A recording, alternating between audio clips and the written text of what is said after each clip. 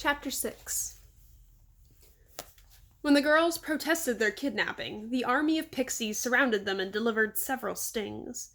Nursing their wounds, the girls were forced to follow the odd boy farther into the woods. "Where are you taking us?" Sabrina asked, but the boy just laughed. Soon they came to the end of the forest where a tall fence blocked their way. Built into the fence was a door, and the boy pushed it open. The girls stepped through and found themselves standing in front of a tarp-covered swimming pool in the backyard of a 2-story suburban-style house. Some pixies swirled around the tarp and lifted it off the pool, while others zipped off and returned with a rope. They stung Sabrina's arms relentlessly until she put them behind her back, and then they tied the rope around her wrists. The boy stuck the tip of his sword into Sabrina's back. He forced her onto the diving board. "You've made a terrible mistake, spy," he shouted. "We're not spies," Sabrina exclaimed. "Tell it to the fish," the boy hollered, causing the little lights to make a tittering noise that sounded like laughter. Sabrina looked down at the pool and wondered how deep the water was. There was a diving board, so it had to be deep. And with her arms tied behind her, she'd certainly drown if the icy water didn't freeze her to death first. She tugged at the ropes, but each pull just tightened them around her wrists. "So, spy, would you like to repent your crimes before you meet your watery doom?" "What crimes?" Sabrina cried, and then took a deep breath, certain he would push her in. But after several moments, nothing happened. "The crime of trying to steal the old lady away from me," the mop-topped boy declared. "Granny?" Daphne asked from the side of the pool. "The one they call Relda Grimm." "Relda Grimm is our grandmother, and we're not trying to steal her, we're trying to save her," Sabrina shouted. "Save her?" the boy asked suspiciously. "Save her from what?" "A giant," the two girls called out together. Sabrina could sense their captor's confusion. She turned and found him talking to several of the little lights that hovered around his head. "Well, of course it makes a difference," the boy replied, annoyed. "We're trying to get home. We need to save her before it's too late," Daphne pleaded. The boy groaned and quickly untied Sabrina's wrists. "Where'd this happen?" he asked. "How big was the giant?" But Sabrina didn't answer. Instead, she spun around, grabbed the boy by the shoulders, and heaved him into the pool, sending a splash of water and soggy dead leaves high into the air. The sword had slipped from the boy's hand as he fell, and with nimble fingers, Sabrina caught it. She leapt to safety on the side of the pool and waved the sword threateningly at the pixies. "You're going to let us walk out of here," she demanded. There was no movement at first, but then they flew around the pool, making a laughing sound, as if they were chuckling at their leader's misfortune. Sabrina stood dumbfounded, unsure of what to do next. A geyser of water shot high into the air, with the soaked boy riding its crest. When the water crashed back into the pool, the boy stayed aloft, several feet above Sabrina. 2 huge wings had come out of his back and were flapping loudly. Oddly enough, the boy was laughing.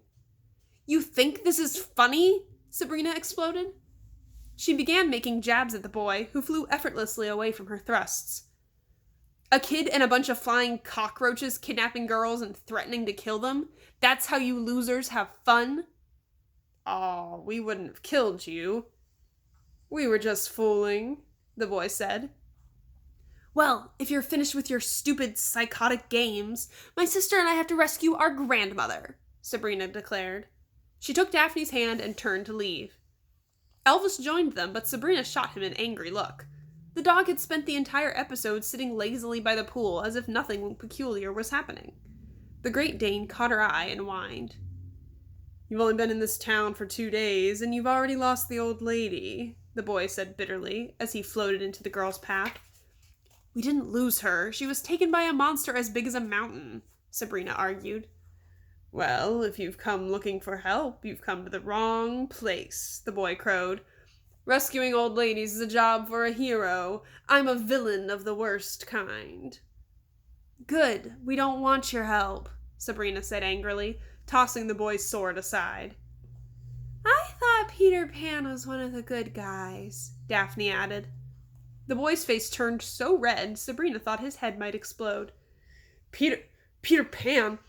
I'm not Peter Pan, I'm Puck." "Who Who's Puck? Daphne asked. Who's Puck? The boy cried. I'm the most famous ever after in this town. My exploits are known around the world. I've never heard of you, Sabrina replied.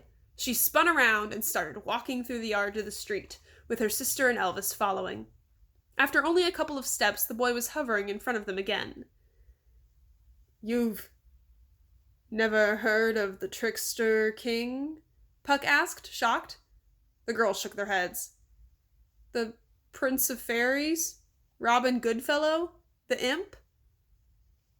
Do you work for Santa? Daphne asked. I'm a fairy, not an elf, Puck roared. You really don't know who I am? Doesn't anyone read the classics anymore? Dozens of writers have warned the world about me. I'm in the most famous of all of William Shakespeare's plays. I don't remember any Puck in Romeo and Juliet, Sabrina muttered, feeling a little amused at how the boy was reacting to his non-celebrity. Besides Romeo and Juliet, Puck shouted, I'm the star of A Midsummer Night's Dream. Congratulations, Sabrina said flatly. Never read it. Puck floated down to the ground. His wings disappeared, and he spun around on his heel, transforming into a big, shaggy dog. Elvis growled at the sight of him, but Puck didn't attack. Instead, he shook himself all over, spraying the girls with water. When he was finished, he morphed back into a boy. As she wiped the water off her face, Sabrina was tempted to give the weird boy another piece of her mind, but they had wasted enough time with this Puck. She took Sabrina's hand in hers once more, and together they marched down the deserted street. I'm afraid the old lady is a goner, Puck taunted. You'll get no help from me. Like I said, I'm a villain. Fine, Sabrina shouted back. Fine! Daphne turned on the boy. You sent those pixies to attack us last night, didn't you? Just a little fun, Puck replied. That wasn't very nice. The little girl gave him her best angry look and then turned to join her sister. I'm a lot of things, but nice isn't one of them, the boy called after them. Maybe we should team up with him? He could fly over the forest and spot the giant, Daphne suggested to Sabrina. Daphne, you saw what a lunatic he is. I don't want him to ruin whatever slim chance we might have. The path to the front door of Granny Relda's cottage seemed like a walk up a mountain, and by the time they arrived at the house, Sabrina was nearly asleep standing up. She took out Granny's keyring and felt the weight of 100 keys jingling in her hands, singing their mysteries. By the time all the locks were open, it seemed as if hours had passed. Elvis was asleep and drooling on the sidewalk, swinging his thick legs back and forth as he dreamed. As Sabrina unlocked the final lock, she turned to her sister and smiled. That's all of them. She twisted the knob and leaned into the door. Unfortunately, the door didn't swing open. In fact, it didn't budge at all. What's wrong? Daphne said, sitting up. She had been resting on the ground with her head on Elvis's warm belly. It's jammed, Sabrina said, pushing her shoulder against the big door to force it open. Daphne got up and walked over. Are you sure you unlocked them all? She said. Sabrina fumed. If she knew anything, it was how to unlock a door. They'd escaped from a dozen foster homes in the last year and a half. Locks were not Sabrina's problem. She took the cold doorknob in her hand and turned it, proving that she had unlocked it. She pushed hard, but still nothing happened. Well, it's not opening. Maybe the back door, she said, preparing to circle the house. You've forgotten the secret, a familiar voice commented. Puck floated down to the ground, his huge wings disappearing just as he landed. What do you want? Sabrina demanded. I did a flyby all the way up into the mountains. I found some tracks, but no giant, Puck said. I sent some pixies to keep searching without me. Sabrina turned the doorknob angrily, hoping the door would suddenly open so she could laugh as she slammed it in Puck's face. But again, nothing happened. You have to tell the house you are home, Puck sighed. Of course! Daphne knocked on the door 3 times. We're home, she said, repeating the same words the girls had heard Granny Relda say each time they had entered the house, and turning the doorknob. The door finally swung open. "How did you know that?" Daphne asked Puck. "The old lady and I are close. She tells me everything." Elvis immediately leapt to his feet and trotted into the house, nearly knocking over the girls on his way to the kitchen. The girls followed, and Puck pushed his way in as well, closing the door behind him. "Now, I know I'm one of the bad guys," the boy said, tossing himself into the fluffy recliner in the living room. "But the old lady does provide me with a meal from time to time. Not that I feel any loyalty, but if she were to get eaten by a giant, my free lunches would disappear. So we should probably get started." "We? What do you mean, we?" Sabrina cried. "Of course, you two will have to keep this to yourselves," the boy continued, ignoring Sabrina. "I do have a reputation as the worst of the worst. If word got out that the trickster was helping the heroes, well, it would be scandalous." The girls stared at each other, dumbfounded. "First things first, I want you two to prepare a hearty meal so that I will have plenty of energy to kill the giant," Puck instructed. "You've gotta be kidding," Sabrina groaned. "The old lady always makes lunch when a mystery is afoot. I know it's not the most glamorous work, but I think you two are best suited for domestic tasks." "What does domestic tasks mean?" Daphne asked. "The way he means it is women's work," her sister replied. Daphne snarled at the boy. "Besides, as your leader, I need to save my energy for the battle," Puck insisted. Sabrina's temper boiled over. "Leader? No one made you leader. No one even said they wanted you to help." "You may not want it, but you need it," the boy shouted back. "The two of you can't even get into your own house. Do you think you'll strike fear into a giant?" "Maybe if you two keep shouting, the giant will come to us," Daphne said. Sabrina and Puck stared angrily at each other for a long moment. "Who's hungry?" Daphne said. "I'm going to go do some domestic tasks for myself."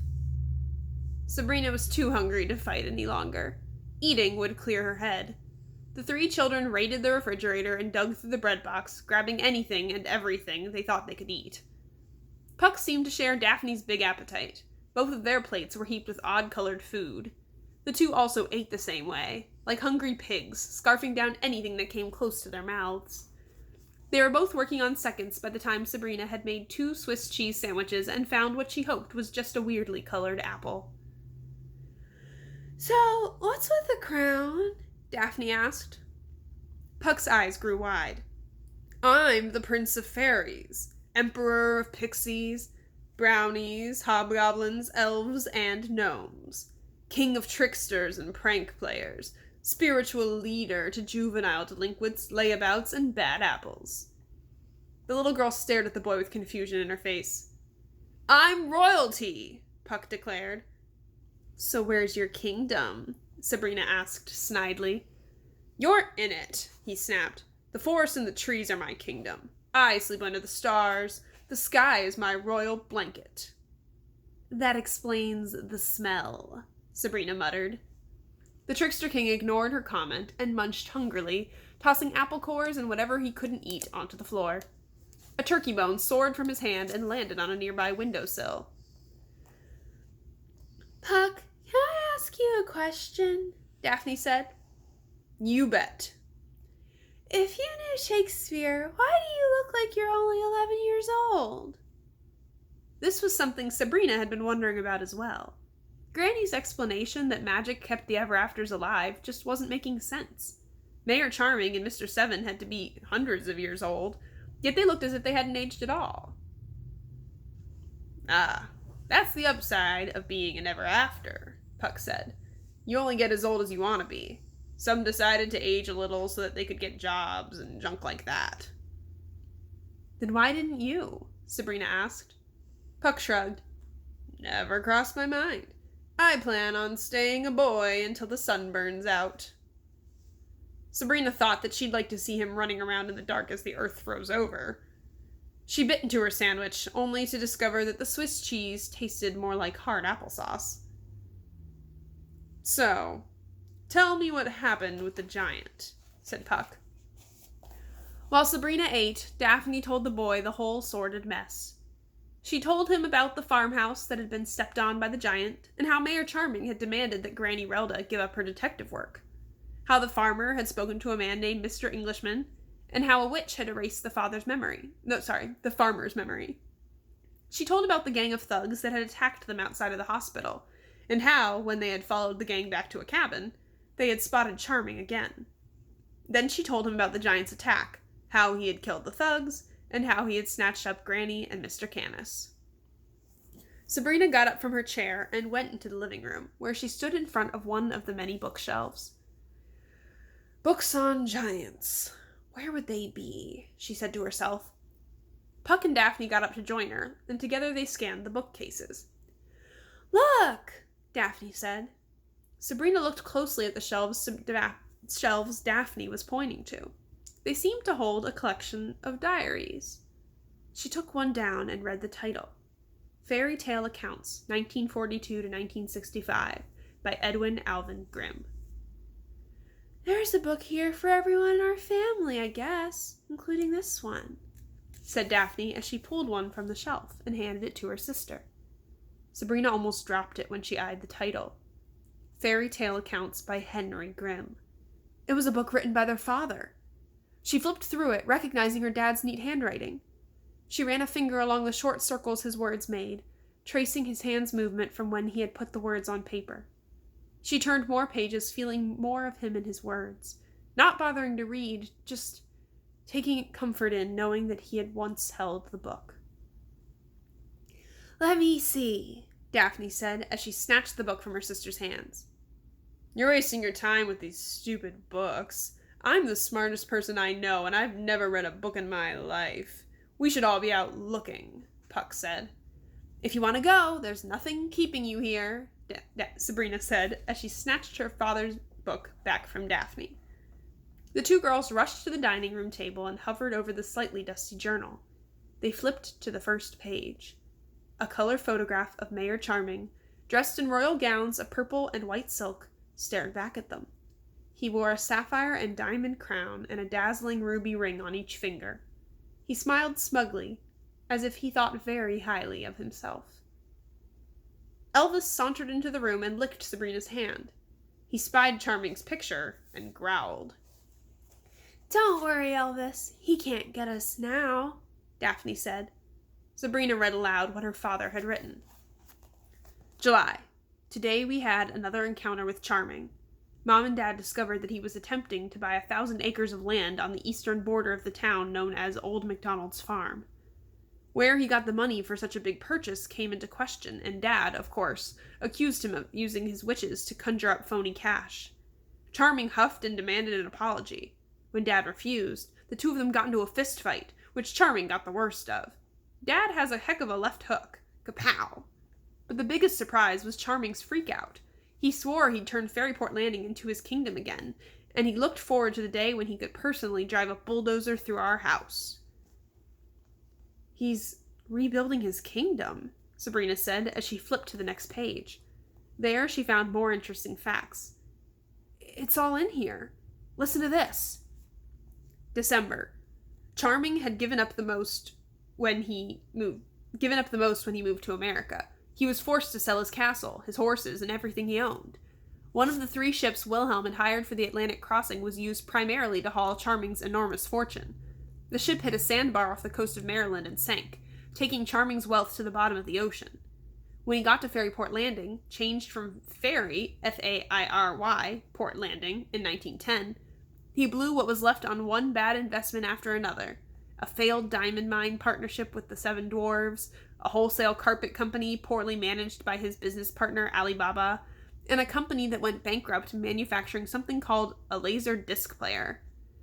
Being mayor doesn't pay much, and Dad believes that Charming runs a bunch of financial scams, both illegal and magical, just to keep the electricity on at the mayoral estate. That was until he came up with the greatest and most recent scam, the Ferryport Landing fundraising ball. Once a year, Charming invites the ever-after community to the mansion, and every year they throw money at him, trying to win his support for whatever political cause they have. The money obviously goes straight into the prince's pocket. I'd bet anything that Charming is storing most of the money so that he can buy up the whole town and run it like his old kingdom. But what's that got to do with giants? If he wanted to buy the farm, why did he send that Mr. Englishman to do the work? I believe that Mr. Englishman and Mayor Charming are the same person. Charming does have an English accent. He could have worn a disguise so Mr. Appleby wouldn't recognize him as the mayor, Sabrina said. I bet you're right, her sister said. But where does the giant come in? Sabrina wondered aloud. In the old days, giants and people used to work together all the time, Puck said, stealing the purple apple from Sabrina's plate and chomping on it. They did? Oh yeah, giants are pretty dumb, the boy said. From what I hear, you can pretty much talk them into anything. He's right. Daphne was poring over a large book entitled Anatomy of a Giant. I don't know what this word is, she said. How's it spelled?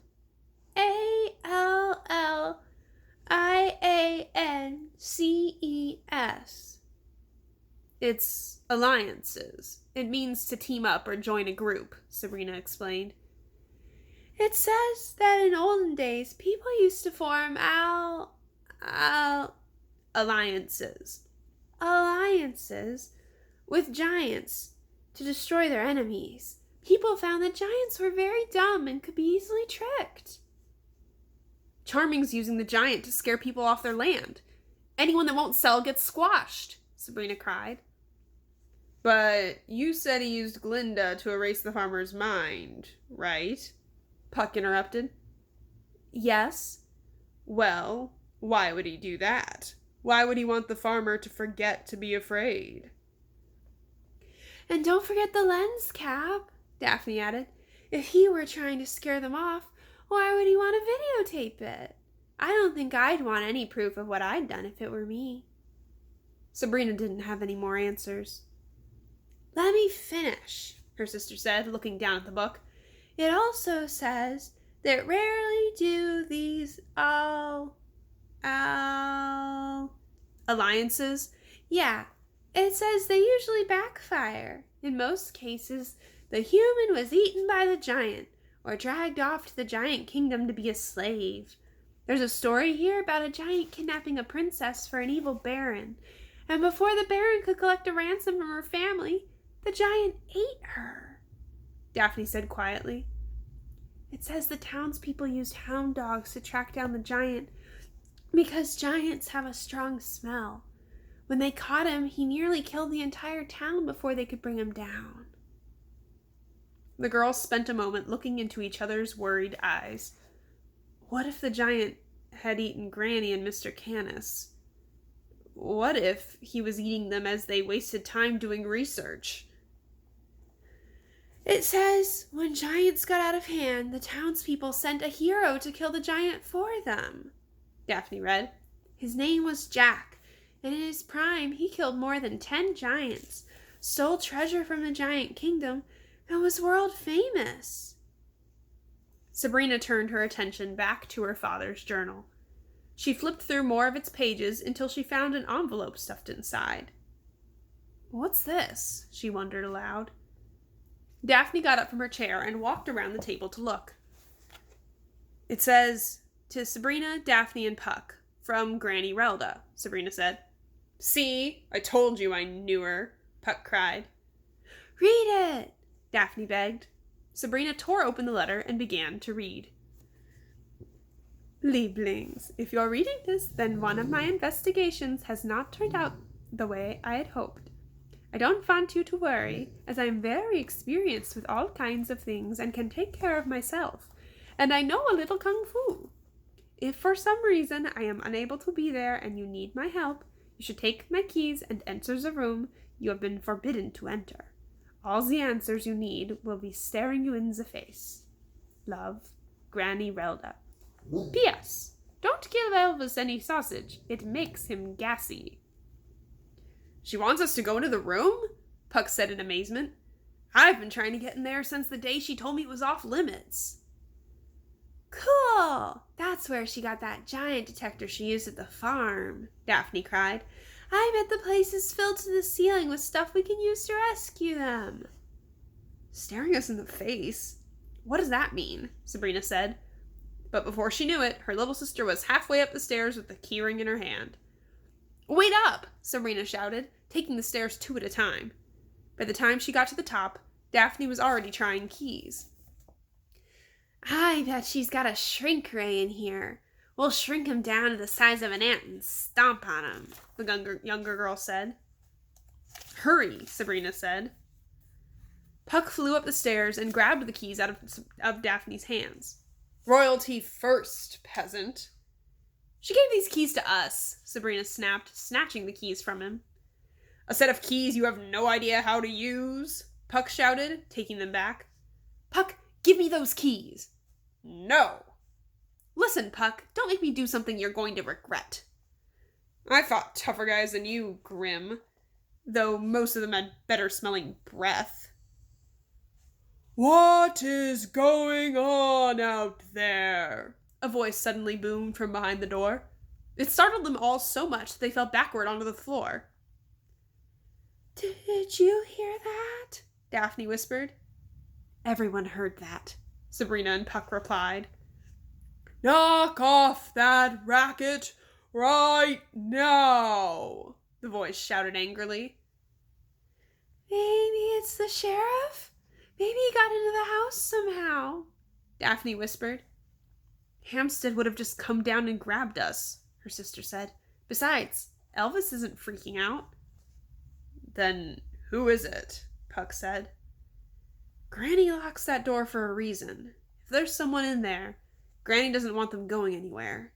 They might be dangerous, Sabrina warned. I'm not afraid, the boy cried. I have an idea, Daphne said. She took Puck and Sabrina's hands and led them back down the stairs and into the kitchen. Within minutes, the girls and Puck were standing at the bottom of the stairs again. Each was wearing a metal spaghetti strainer as a mighty battle helmet. Daphne wore an ancient washing board on her chest and had duct-taped the huge metal spoons to each kneecap as protection from unfair kicks. She held a frying pan as her weapon. Sabrina had a pressure cooker lid taped to her behind. She held a wok pan for a shield and a rolling pin for a club. She swung it, preparing to whack whomever might be on the other side of the door. Puck had his trusty sword in one hand and a carrot peeler in the other. He'd found a couple of cookie pans to tape to his chest and back, and his feet were encased in oven mitts. There they are. The big dog stood behind them with an odd, confused expression. We should send Elvis up first, Sabrina said.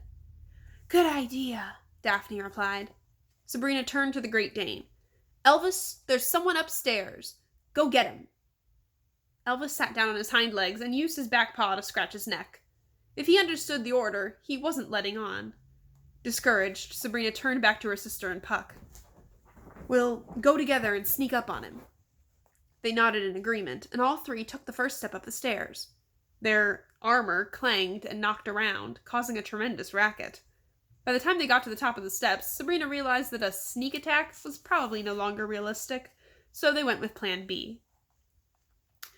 Whoever is up here better leave, 'cause we're armed to the teeth. I wouldn't want to be you when we find you, Sabrina shouted. Her threat was met with silence. Maybe he's gone, Daphne said hopefully. I say we bust down the door and skin him alive, Puck said loudly. There's going to be no skinning of anyone, Sabrina said as she fumbled in her pocket and pulled out the key ring. She started the tedious work of finding the right key, and soon one went in the lock and clicked. Just stay together, and most of all, stay calm. If we don't panic, we can take this guy ourselves, Sabrina said. On 3, Daphne whispered, giving her frying pan a practice swing. 1, 2, 3, Sabrina screamed, pushing the door open and running into the room. The trio swung their weapons frantically, slashing at whatever enemy dared to face their deadly kitchen utensils. After several minutes, and 0 deadly hits, Sabrina stopped and looked around the room. In the moonlight from the single window, she could see it was empty, except for a wood-framed, full-length mirror that hung on a wall. Puck, who was lying on the floor laughing hysterically, roared, "Stay calm, you say?" "Oh, where did he go?" Daphne said as she peered behind the door and found no one. "Maybe we imagined it?" Sabrina said, scowling at the boys' laughter. "Come on, let's get back to work." She turned to leave, but Daphne said, "Granny's note said that all the answers we need would stare us in the face." She pointed at the mirror. "It's just a mirror," her sister argued. "It can't hurt to take a look," Puck said, and trotted over to it. Sabrina switched on the room light and reluctantly joined him, followed by Daphne, and together they looked at their reflection. "I think I see something," Daphne said. "What? What is it?" Sabrina said. "A booger. It's in your nose." The little girl laughed. "Gotcha again!" Puck laughed so hard he snorted, but then saw Sabrina staring and stopped abruptly. "Who are you?" a loud voice suddenly bellowed from within the mirror. Sabrina looked into its reflection and felt the hairs on the back of her neck stand on end. A face was staring out at her, but it was not her own. Floating without a body, the face was that of a man with a bald head and thick, angular features. He stared at the children with eyes like blue flames flickering, a mixture of rage and disgust, as if the children were rodents found munching on the turkey during Christmas dinner. Terrified, the children ran back toward the door, but a blue ray shot from the mirror, hit the door, and slammed it shut, trapping them inside. "Who are you?" the head bellowed. "Tell me now, or I will kill you where you stand." And that's the end of chapter 6. Can't wait to find out what happens.